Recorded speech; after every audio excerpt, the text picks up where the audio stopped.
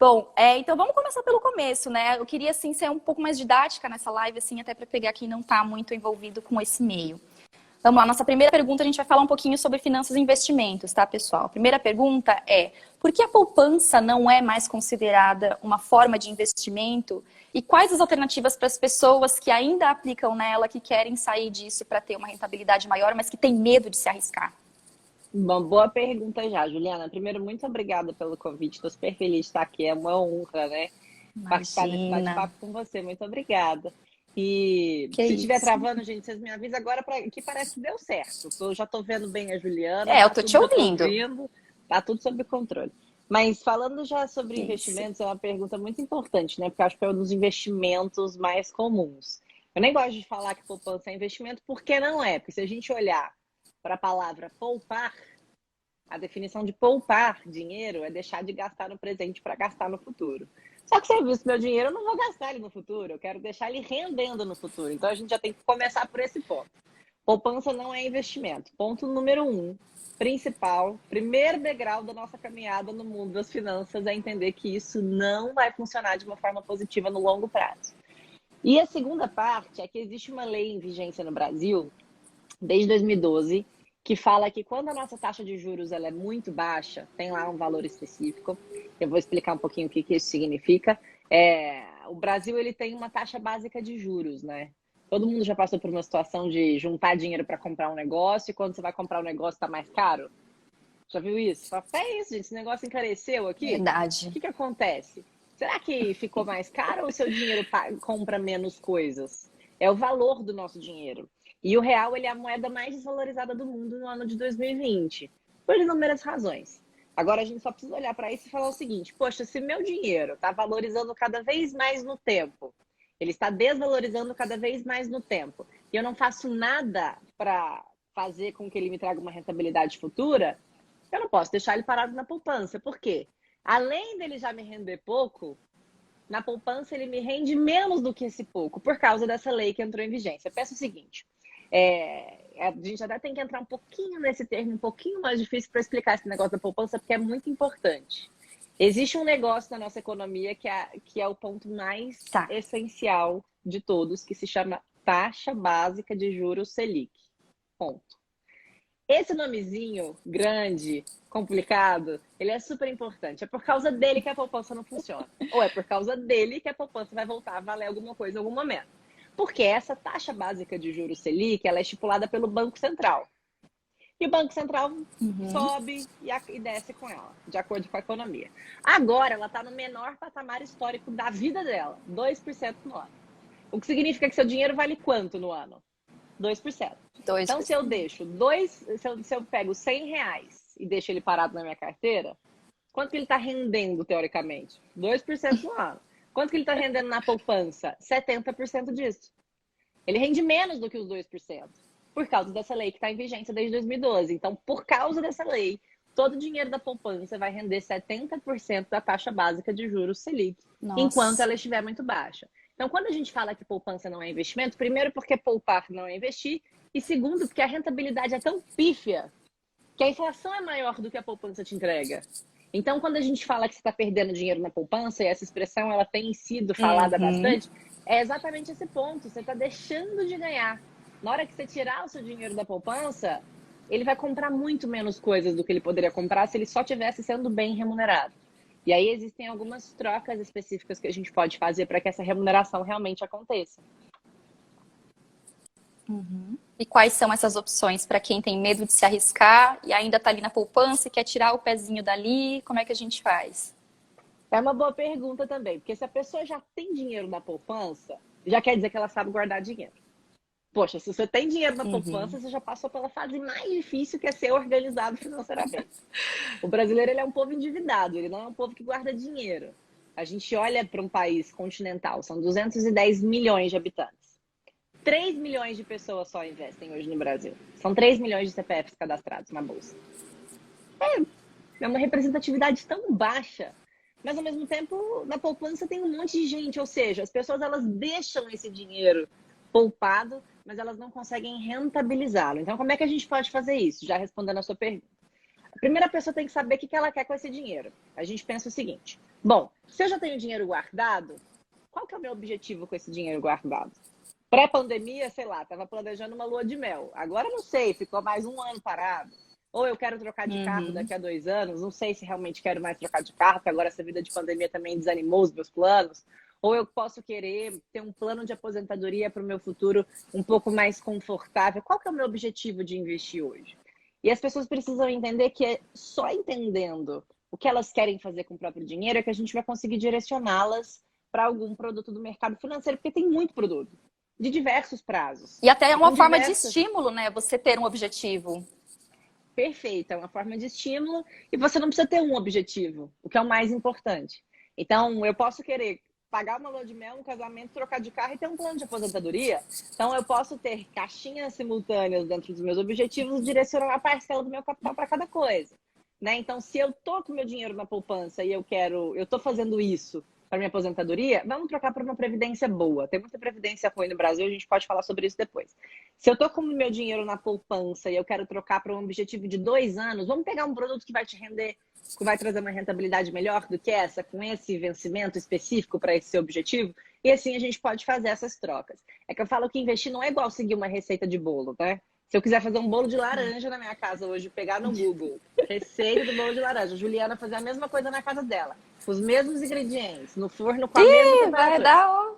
Mas a gente vai chegar num resultado parecido, porque a gente vai Sim. seguir as mesmas coisas. O investimento não é assim. As pessoas elas são diferentes, os objetivos são diferentes, o estômago para volatilidade é diferente. Então não dá para a gente falar assim, faça isso, venda aquilo, compre tal coisa, porque isso é a receita para dar errado. Tem muito aquela coisa do iniciante também, né? De quando vai acompanhando diariamente as ações, vê aquele sobe e desce e entra naquele desespero, naquela gastrite, vira uma úlcera. E aí tem Exato. isso também de entender, né? Que as ações têm um tempo e às vezes elas valem a pena a longo prazo, a curto prazo. Eu acho que essa era até uma das minhas perguntas para você. Como identificar qual a melhor forma que a gente faz para manter uma ação? Uma ação deve ser mantida mais a curto prazo, a longo prazo, a médio prazo? Como que a gente avalia isso?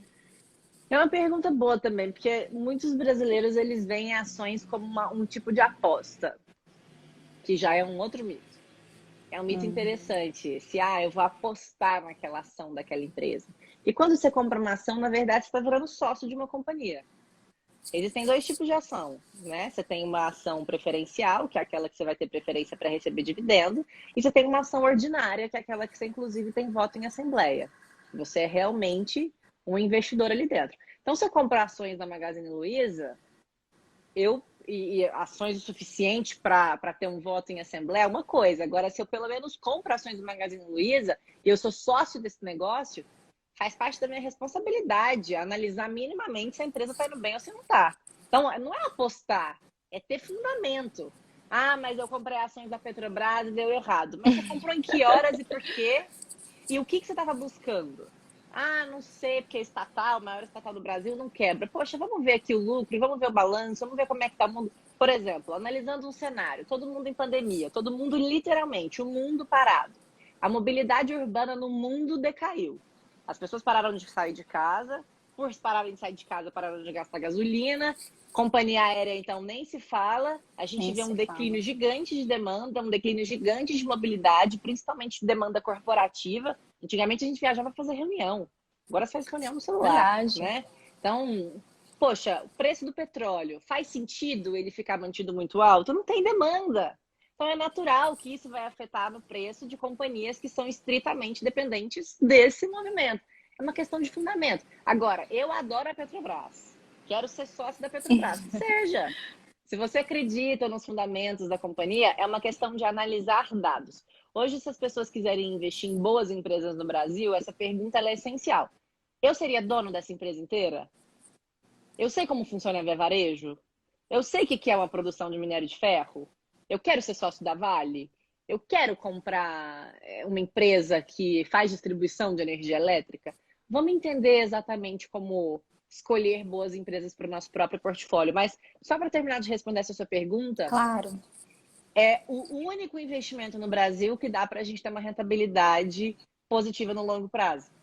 Porque, do mesmo jeito, quando as empresas elas são bem-sucedidas na economia real, é uma forma da gente fazer parte disso. Então, para as pessoas que gostam, inclusive, de ter uma rentabilidade positiva no longo prazo, aproveita que as ações elas têm uma instabilidade do dia a dia, mas quando você olha para isso numa ótica mais interessante, você já vai conseguir ver isso de uma forma muito mais linear. Então, o caso é analisar, né? Porque até tem aquelas opções mesmo no Google, enfim, no Yahoo, que você pode acompanhar a evolução das ações diariamente, semanalmente, a cada 6 meses, um ano. Eu acho que é isso, né? Fazer o olhar do todo e não só daquele momento. Bom, eu acho que você já explicou um pouquinho sobre como a gente faz para dar os primeiros passos para investir, que é essa questão de entender o que você quer com esse investimento. E aí eu queria saber de você também, qual é a forma mais inteligente de compor uma carteira? Não precisa ser para aquela pessoa que é uma pessoa arrojada que quer colocar tudo e tudo mais, mas uma coisa assim equilibrada, sabe? Uhum. Sabe, Juliana, você usou uma frase muito legal, né? Que você já falou esses passos do investidor.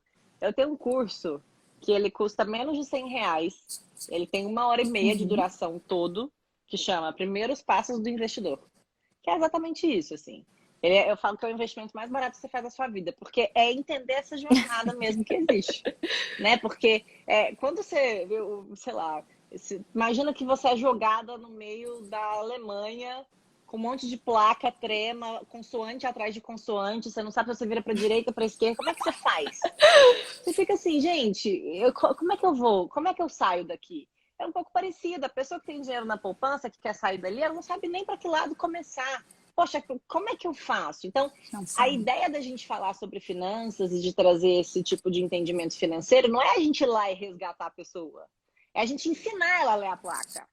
Ah, olha, eu vou te mostrar o que você tem que fazer para você chegar onde você quer. E onde você quer chegar pode não ser onde eu queira. Então, é o seguinte, para montar uma carteira homogênea, poxa, você é mais conservador? Uhum. Você é mais moderado? Você é mais agressivo? A gente parte do mesmo pressuposto. Diversificação de portfólio. Ah, mas eu achei aquele produto que tem uma rentabilidade ótima, eu consigo investir, eu vou colocar todo o meu dinheiro. Não faça isso. Né? Então, não faça isso. Primeira coisa que Pelo a gente amor de fala... Deus. Primeira coisa que a gente fala é não concentre o seu capital. Por exemplo, eu comecei a trabalhar com investimentos numa época onde a gente vendia muito produto da Odebrecht, que era uma empresa muito sólida no Brasil na época. Então era assim, todo mundo queria investir em debênture da Odebrecht. Todo mundo acreditava que aquele investimento ia ter um retorno muito bom. Não precisamos nem explicar o que está acontecendo hoje, né? Então, assim, o mercado ele é cíclico. Essa questão de você acreditar em boas companhias, até na hora de escolher as ações que você quer se tornar sócio, não pede uma concentração. Porque o mercado, ao mesmo tempo, ele pode caminhar para uma direção oposta ou ele pode ter duas direções simultâneas. Vou trazer uma realidade. Final de 2019. Ano passado. Já faz um ano isso, gente. Já tem 12 meses atrás. Passou assim, já foram 12 meses. 12 meses atrás, como é que estava a economia brasileira? Inflação controlada, essa taxa básica de juros Selic baixa, já em declínio, bolsa bombando, chegando a 120 mil pontos, era a expectativa até o final do ano, reforma da Previdência aprovada, isso trazia um grande otimismo para a economia brasileira. Virou o ano, passou o carnaval, veio a pandemia, ela andou exatamente ao contrário. Exatamente, tudo oposto. A bolsa começou a cair, a inflação começou a subir, a taxa de juros começou a ser um pouquinho entendida se vale a pena mesmo represar a liquidez ou não. Será que eu deixo ela baixa e abaixo mais? Ou será que eu vou ter que dar uma segurada aqui? Quem estava investindo só de acordo com o cenário otimista, dançou. Quem conseguiu entender que a diversificação ela é necessária, inclusive quando a gente está otimista, deu uma segurada melhor na própria carteira de investimentos. Então, é a primeira informação que a gente passa para uma pessoa. Tem uma coisa muito interessante também que acontecia na época que eu era assessora de investimentos, que era conversar com algumas pessoas que já investiam, e eu falava assim, sua carteira é diversificada? Minha carteira é super diversificada. Eu tenho renda fixa do Itaú, eu tenho renda fixa do Santander, eu tenho renda fixa do Bradesco, eu tenho uma renda fixa... É tudo renda fixa. Não é tudo renda fixa. A única coisa que muda é o risco do emissor. Então, assim, poxa, a gente espera que o Santander e o Bradesco não quebrem no mesmo momento, mas você não diversificou o seu tipo de exposição de produto financeiro. E o mercado financeiro ele é muito maior do que aquilo. Né? Então, as pessoas elas precisam realmente se aproximar um pouco disso. Mas é mais complicado do que um primeiro bate-papo do que esse pra gente já direcionar alguém para algum caminho. Então, lá no YouTube do Explicando, tem conteúdo pra caramba explicando exatamente o que as pessoas podem fazer. Que é quase uma sessão de terapia. Quem é você? Qual é o seu prazo de investimento? O que você quer fazer com o seu dinheiro? Tudo Quanto bem você se tem você perder um disponível? pouquinho? Como é que você se sentiria se você perdesse uma parcela do seu dinheiro para ganhar mais no longo prazo? É uma coisa que te deixa confortável? É uma coisa que você não gosta? Então, é muito personalizado para dar certo. Até para dar uma contextualizada nessa questão cíclica que você falou, eu estava ouvindo um programa esses dias e que dizia que há 12 anos atrás o Orkut estava entre as 10 maiores empresas do mundo. E quem é o Orkut hoje? Sabe? Quem lembra de Orkut? Acho que tem gerações que nem nunca chegaram a acessar o Orkut agora. Então é para entender realmente isso, que às vezes aquela que é uma enorme. Exatamente. Então nada é para sempre, né? Nada é para sempre. Nem a gente é para sempre, então obviamente nada é para sempre. E aí eu vou aproveitar esse gancho que você falou do seu curso, e eu tinha separado uma imagenzinha aqui, que eu vou colocar para o pessoal, que é esse glossáriozinho aqui, que é seu. Sim! E aí eu queria que você falasse um pouquinho também sobre ele. Que ele é gratuito, eu acho que é super importante assim para quem está começando, sabe, a querer aprender sobre investimento. Então explica um pouquinho. Arrasou, Juliana, é exatamente isso. Tem duas figuras aí nesse glossário, que sou eu, a Explica Ana, que é o nome do meu canal, e a Explica Grana, que é uma menina que adorava o Explica Ana e criou o Explica Grana. Foi muito engraçado, porque o dia que eu conheci ela, ela me falou sobre esse canal e ela falava assim: eu me inspirei em você, meu canal tem a mesma fonética. Eu falava: maravilha, estamos impactando positivamente muitas pessoas pelo mundo, isso é incrível. E o mais legal é que ela desenha conceitos financeiros. E aí é até um slogan interessante. Você não entendeu? Eu desenho. Eu não desenho, ela desenha. Então a gente fez um combo juntos de explicações de finanças em desenho. Eu vou tirar Virou o primeiro glossário a imagem ilustrado. só para não travar. Tá. Virou o primeiro glossário de investimentos ilustrado do Brasil. E ele é realmente gratuito. A gente fez super tranquilamente, foi super legal. Ela desenhou todos os conceitos, eu escrevi todos os conceitos e a gente colocou isso no ar. Então, quem quiser ter acesso a esse glossário, eu recebo muita foto de gente que imprimiu. Nossa, esse glossário tá salvando a minha vida. E realmente, são palavras básicas. A gente pretende fazer agora a parte 2, porque a gente pegou o básico. Então, esse primeiro glossário, ele é iniciante. Depois a gente vai fazer o intermediário, depois a gente faz um pouquinho mais adiantado. Mas já é um bom primeiro aliado aí. Um bom começo, né? Quem quiser acessar esse glossário, ele tá lá no link da minha bio. É só clicar lá que ele tá disponível para vocês à vontade. Passem para quem vocês quiserem e aprendam por lá, que tá muito incrível mesmo. Certo. Ana, você tinha comentado agora há pouco sobre a questão de nós termos por volta de 3 milhões de investidores hoje aqui no Brasil, né? E aí eu vou resgatar mais uma imagenzinha aqui, que é essa aqui, que foi uma notinha que a gente deu da Forbes, não dá para ler ali o título que está cortando, mas enfim, ele diz que a B3 bateu recorde, que nós temos 3.178.000 investidores no Brasil agora em outubro. E que esse número representa um aumento de 106% em relação ao mesmo período do ano passado. Ou seja, a gente teve um boom de investidores físicos aqui no Brasil, apesar de ainda ser muito pouco em relação à nossa população, como você comentou. Mas eu queria que você fizesse uma pequena leitura do que aconteceu aí nesse ano de pandemia que a gente está em crise e, de repente, a gente consegue que pessoas acessem a Bolsa dessa forma tão volumosa. Vou tirar a imagem. Eu tenho muitas leituras sobre isso, viu, Juliana? Eu acho o seguinte: para uma pessoa que não tinha nenhum tipo de reserva financeira e se deparou com uma pandemia, onde perdeu o emprego, onde conhece muitas pessoas que se viram numa situação financeira instável, bateu um desespero. Poxa, eu preciso me organizar. Eu vou me organizar agora. Então, a gente vê muitas pessoas que perceberam o valor de serem independentes financeiramente quando a gente fala de conhecimento básico de finanças. Eu não posso aceitar um desaforo, dar um desaforo direto para o meu dinheiro sem saber o que eu posso fazer por ele. Então, eu trabalho tanto para ganhar dinheiro, como é que eu vou simplesmente deixar ele sendo mal rentabilizado, né? Por assim dizer. Acho que essa seria uma primeira leitura. A segunda é que as pessoas começaram a se informar mais. A pandemia ela trouxe uma necessidade de informação e a informação financeira entra um pouco nesse pacote. As pessoas ficam preocupadas com a situação econômica. Será que tem auxílio? Será que não tem? O que a gente pode fazer? Como é que eu melhoro? Então, as pessoas buscaram mais informação e perceberam que um momento de instabilidade pode ser uma excelente porta de entrada. Eu não preciso esperar ficar tudo bem para fazer meu primeiro investimento. Eu posso ter meu primeiro investimento, inclusive num cenário de extrema instabilidade, porque tem produto para isso. O dólar subiu pra caramba. demanda por ouro. São dois ativos financeiros que são muito demandados quando a gente entra num cenário de volatilidade global. O mundo inteiro está passando pela mesma coisa. Todos os investidores correm para aquilo que eles acham seguro. A gente também pode fazer isso. Então você vê uma valorização enorme de ativos que seguem esses indexadores. Em consequência, o Brasil, que é um país majoritariamente agroexportador, que você estava falando agora da Forbes, da capa da Forbes que vai sair agora, poxa, as empresas se beneficiaram muito disso. Porque se o dólar subiu e eles são conectados a essa moeda para exportar, eles se deram muito bem. Então, é uma questão também de ótica. E aí, quando você vai ficando familiarizado com isso, você vai vendo uma lógica inserida em todo esse sistema. É muito interessante parar para perceber isso.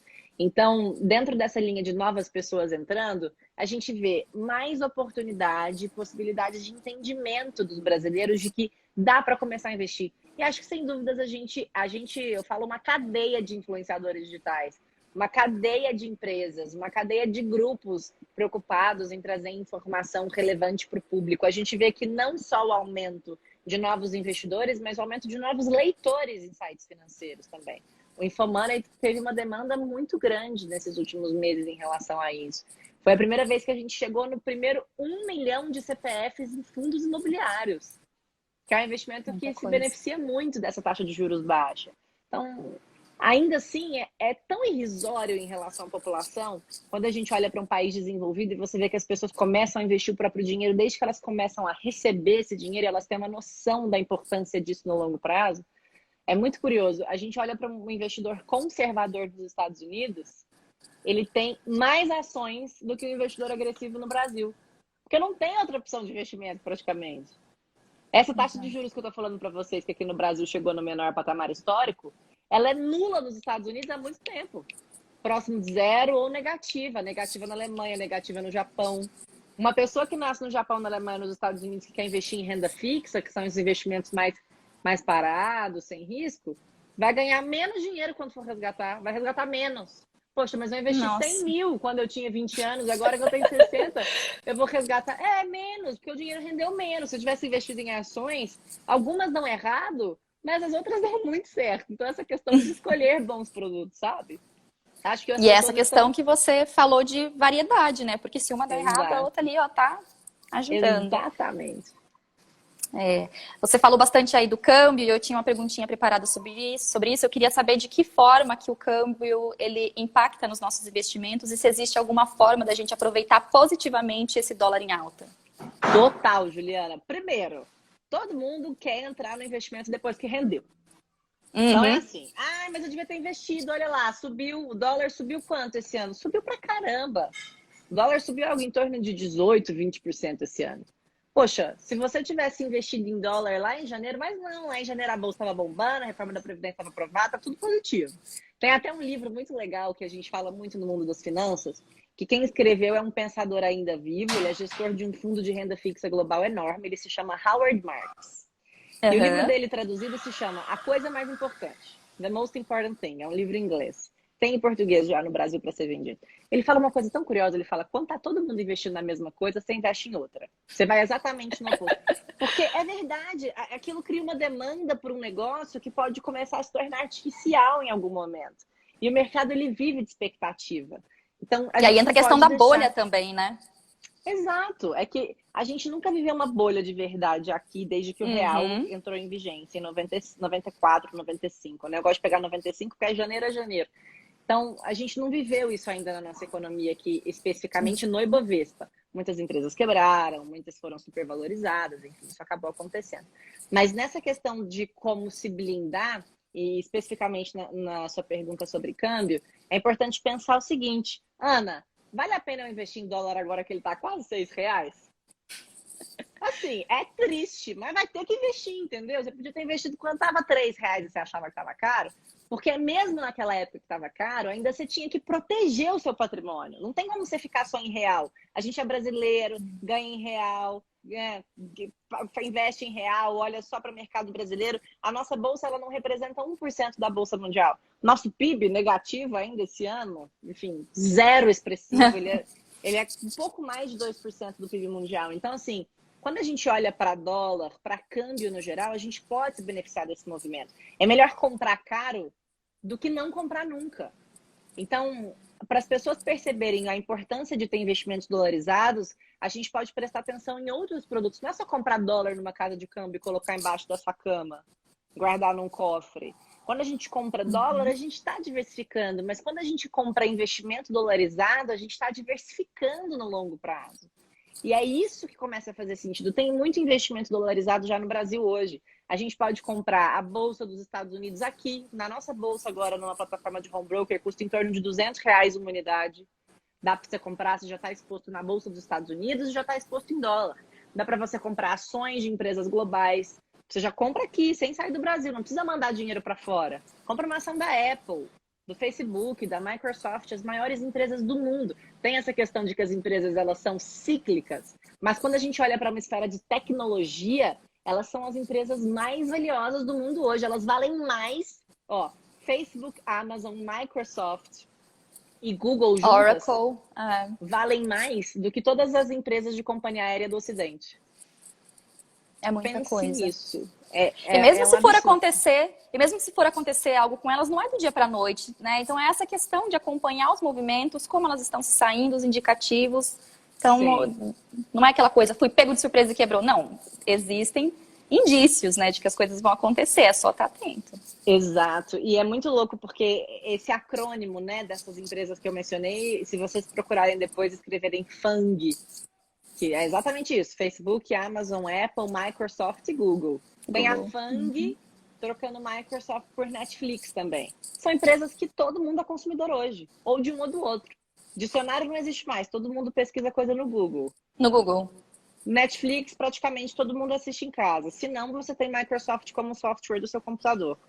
Apple, a maioria das pessoas tem pelo menos um produto da Apple em casa, uma grande maioria das pessoas que você conhece possui. Facebook é uma conta Exatamente. digital que a maioria das pessoas que a gente conhece também possui, fora que é a maior empresa de advertisement do mundo hoje. Então, enfim, é uma questão também de entendimento de para onde o mundo caminha, né? Porque a gente não quer ir para o sentido contrário. Tem até uma frase muito Sim. interessante de um colega meu que ele fala: poxa, você vai querer investir numa empresa hoje que cria máquina de escrever? Não vai, entendeu? Então, assim, não é que a empresa está lá lucrativa, apresentando excelentes resultados e você adora o CEO, que você vai colocar todo o dinheiro da sua vida nessa empresa. Entenda Exatamente. que a economia ela caminha para um determinado local e a gente tem que estar ciente disso também. É aquela coisa, né? Amigos, amigos, negócios à parte. Gostos, gostos e negócios à parte. Ana, eu queria falar com você um pouquinho sobre fundo de investimento e operação direta. Queria que você explicasse como funciona um, como funciona o outro e quando a gente deve optar por um ou por outro. É uma boa pergunta também, porque eu até nem sei o que isso quer dizer com operação direta, mas pode ser, existem operações estruturadas, opções, mas eu estou imaginando que ou eu vou investir diretamente num produto ou eu vou investir em fundo de investimento. Essa pergunta é muito boa, porque, na verdade, o que acontece? Se uma pessoa quer começar a investir e ela não sabe o que fazer, e a gente está aqui falando que ela tem que analisar, ver dados, se perguntar se ela quer ser sócia daquela empresa, se ela não quer, ela pode falar, a gente tem tempo para fazer isso, não. Não tem, não quero fazer isso. Tem alguém que pode fazer isso para mim? Existem pessoas especializadas que fazem isso para os outros. Cobra uma taxa de administração e é o que a gente tem que prestar atenção, porque tem muitos fundos com taxas altíssimas, taxas mais altas do que o nosso juros baixo, na nossa taxa básica de juros. Então, se a taxa básica de juros do Brasil é 2% no ano, se você tiver algum fundo de investimento na sua carteira que te cobra mais do que isso, você já pode pedir para sair com gentileza que seu dinheiro está sendo mal remunerado e me manda uma mensagem explicando que a gente vai melhorar a sua vida. Agora, essa questão de você pagar uma taxa que, se for em linha com o que o mercado aceita, para você conseguir ganhar uma rentabilidade melhor, tudo bem. Porque uma coisa é você pagar por uma coisa que não funciona, outra coisa é você pagar por um negócio que te traz uma rentabilidade positiva. E os fundos de investimentos, eles fazem isso. Então, são grandes pensadores e grandes conhecedores de mercado financeiro que passam o dia estudando, tem um time de analistas, e eles tomam a decisão do nosso capital. Precisa escolher um? Não, porque a gente não vai querer concentrar, e a diversificação foi o nosso primeiro ponto discutido aqui dentro. Então, eu quero bons gestores, e não um bom gestor, cuidando do meu dinheiro. Hoje, muitos bons fundos de investimentos no Brasil têm aplicação mínima por volta de R$100, R$1.000. Você paga a taxa de administração, mas a rentabilidade já é sua anualizada. Então, você não tem que ficar fazendo conta. Ai, meu Deus, eu vou pagar 1% de administração por ano, o fundo me rendeu 10%. Não, a sua rentabilidade já é líquida disso. A única coisa que você paga é imposto de renda e aí é uma outra conversa. Certo. E aí a última perguntinha aí para falar dessa questão de investimentos é aquela coisa assim que eu acho que é quase ganhar na loteria. Como que a gente sabe quando deixar uma posição? Quando vender uma ação? Essa pergunta é de US$ 1 milhão, né? É, a Ou pergunta mais. é de US$ 1 milhão. Deve ser US$ 100 milhões, né? Não é nem 1 milhão. Mas tem até um estudo muito legal que eu li recentemente de um colega de trabalho. Ele chefia o time de alocação estratégica da XP Investimentos. Ele se chama Felipe Dexheimer. Ele fez um estudo interessantíssimo. Pegou 2 investidores com o mesmo montante de dinheiro. Um que investiu numa empresa e ficou parado. E outro que investiu na mesma empresa e no mesmo período de tempo vendia e comprava, para pegar essas oscilações de mercado. E ele constatou que quando uma pessoa faz um preço médio, ou seja, poxa, deixa eu vender um pouquinho aqui, deixa eu comprar um pouquinho mais, caiu, vou colocar mais dinheiro, subiu muito, deixa eu fazer um pouquinho de venda, realizar o lucro, ela ganha mais dinheiro que o outro. Porque a gente nunca sabe o que vai acontecer no dia de amanhã. Então eu posso comprar uma ação hoje por R$ 1 e ela ir subindo. Aí eu falo, poxa, acho que essa ação vai subir mais, vai subir mais. Outro dia ela custa 20 centavos. E eu perdi a oportunidade de vender na alta. Isso traz muito problema, porque tem muita gente que fala da dor que é você vender uma ação e ela subir mais. Então, de novo, comprei R$ 1, vendi a 2. Poxa, ganhei 100% do meu investimento, mas chegou a 4. Poxa, por que eu não esperei? Não dá para saber. Então, quando a gente vai criando um preço médio, ó, coloquei R$ 1, subiu. Poxa, gostei, acho que eu vou colocar mais um pouquinho. Começou a cair. Ah, agora caiu. Eu acho que vou investir mais um pouco, porque eu posso criar um preço médio. Né? Eu investi num valor, investi em outro, agora caiu. Eu vou criar aqui uma média ponderada dos meus valores, vou colocar um pouquinho mais de capital. Começou a subir pra caramba. Aí a gente entra no que a gente chama de axioma da ganância. Né? Poxa, agora que tá subindo muito, eu acho que eu vou deixar aqui, porque tá subindo muito, vai subir mais. Vende um pouquinho, realiza, cria um novo preço médio, coloca um dinheiro no bolso. Isso é tão interessante que a gente pode perceber que quando a bolsa sobe muito, subiu ontem, subiu hoje, vai subir amanhã, subiu uma semana, só subiu. Vai chegar depois de uns 5, 6 dias que ela tiver subido uns 5, 6%, ela vai cair. Por quê? Porque a maioria dos investidores vão querer realizar lucro. Poxa, eu ganhei dinheiro, deixa eu vender um pouquinho, pôr um dinheiro no bolso aqui, né? Vou pegar minha rentabilidade, vou estudar uma outra posição. E é natural, porque o mercado ele é cíclico, né? Ele é lotado de altas e baixas. Isso não precisa ser uma preocupação. Pode ser uma grande aliada dentro de uma boa estratégia. E a gente nunca vai saber o dia de amanhã. Se alguém virar para vocês na vida e falar, compre isso porque amanhã vai... Treta. Tá mentindo. Tá errado. Não acredite e vai embora e vire as costas. Exatamente. A gente está chegando aqui no finalzinho do nosso tempo, então eu vou ver as perguntinhas aqui que a gente tem dos nossos telespectadores. Eu tinha preparado muita coisa para conversar com você, mas enfim, vai ficar para uma próxima. Mas a gente faz Deixa eu ver aqui. A gente marca um café. Faz. Vamos ver. Ó, a Silmara Haddad, ela quer saber se o perfil do brasileiro está mudando de conservador para moderado. E se só assim para ganhar dinheiro? Uma boíssima pergunta. Porque todo mundo é conservador até querer ganhar dinheiro. Quando você coloca todo o dinheiro da sua vida numa carteira conservadora e você vê que ela está rendendo igual a taxa de juros do Brasil, 2% ao ano, você fala, que é isso, gente? Não é possível. O que eu posso fazer para ter uma rentabilidade melhor? Porque antigamente, e é verdade isso, a nossa taxa de juros era tão alta, historicamente ela valia 14% no ano. As pessoas ganhavam 1% de rentabilidade no mês sem fazer nada. Nada. Eu lembro que meu pai falava quando era pequena, nossa, se eu ganhar na loteria, vou colocar esse dinheiro no banco, vou viver de juros. Só o que vai dar de juros, eu não vou nem precisar pegar. Os juros era isso, é a taxa que o Banco Central... Mas isso até hoje a gente ouve, né? É impressionante. Mas os juros hoje a gente ouve isso. Baixo. Muito baixo, é. É uma então, cultura mesmo que ficou, né? Exatamente, Juliana, é uma cultura. E o mais interessante é que as pessoas às vezes param e pensam, mas então eu preferia antigamente, porque antigamente eu tinha lá aquela taxa de juros muito alta, tinha essa rentabilidade alta, mas a inflação era maior ainda, você tinha ganho real zero. Então assim, meu ganho nominal era 14% no ano, mas a inflação era 17%. Então você deixava de ganhar 3% no ano, era negativo. Você queria gastar o seu dinheiro rendido, ele comprava menos coisas. Você chegava no supermercado e já trocava de preço na hora que você ia embora as coisas. Quem não lembra desse momento? Eu era criança, mas eu lembro desse momento. Hoje, os juros é baixo, mas a inflação ela é mais controlada. Então, o ganho real ele se justifica. Então, por isso que os juros caiu tanto e até porque o Brasil chegou num ponto que precisava entrar em concordância com o mundo. Falei que a taxa de juros no Japão, na Alemanha, é negativa, nos Estados Unidos sempre foi muito próxima de zero. Então, a gente está tentando trabalhar uma política monetária diferente hoje no Brasil. Mas, respondendo de novo a pergunta que foi colocada aqui em vigência para a gente falar, que acontece? O cenário hoje, né? A conjuntura, ela não favorece mais o investidor conservador. A gente tem que ter um pouquinho de risco. E, de novo, o risco não é perder o dinheiro da sua vida. É você fazer uma boa divisão de carteira, onde você pode ter uma boa rentabilidade em uma parcela que, se der errado, não vai atrapalhar a sua vida. Então, por exemplo, vamos supor que um investidor conservador decida passar para o moderado. Ao invés dele ficar ganhando esses 2% no ano, a gente vai começar a buscar uns 8, uns 10. E aí essa divisão de carteira poxa, põe um pouquinho em dólar, um pouquinho em multimercado, um pouquinho em renda variável. Ah, mas quanto em renda variável? 10% do seu patrimônio. Você quer investir 10 mil reais? Vamos colocar 10% do seu patrimônio só. Se você perder esses 10%, vai atrapalhar a sua vida? Não. E se der certo, vai ser a melhor coisa para sua carteira inteira, porque ela vai alavancar o seu portfólio. E vá fazendo em processos onde você se sinta confortável com isso. Ana, 10% para mim é muito hoje. Vamos para 2%. Vamos colocar e mantém o restante numa renda fixa ali, né? E assim vai. Exatamente, Juliana. Porque vai chegar num ponto que a pessoa vai falar assim, essa renda fixa aqui tá horrorosa, eu quero mais desse que rende.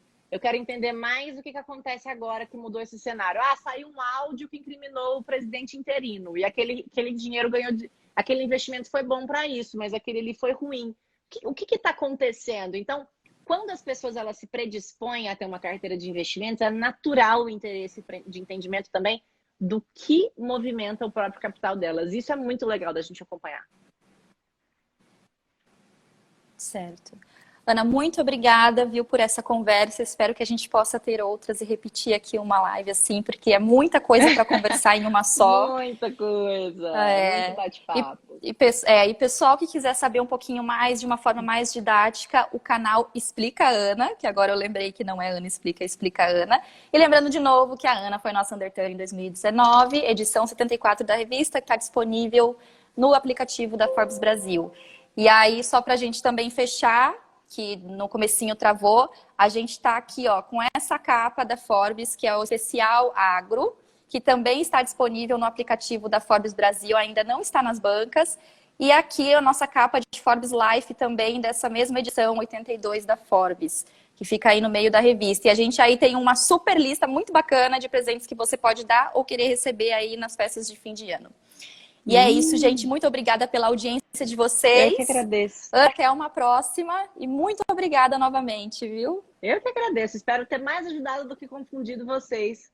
E sintam-se à vontade para me procurar caso tenha algumas dúvidas. Juliana, foi um prazer conhecê-la pessoalmente, digitalmente. Prazer é meu. Tá certo. Beijo, pessoal. Até a próxima. Tchau, tchau.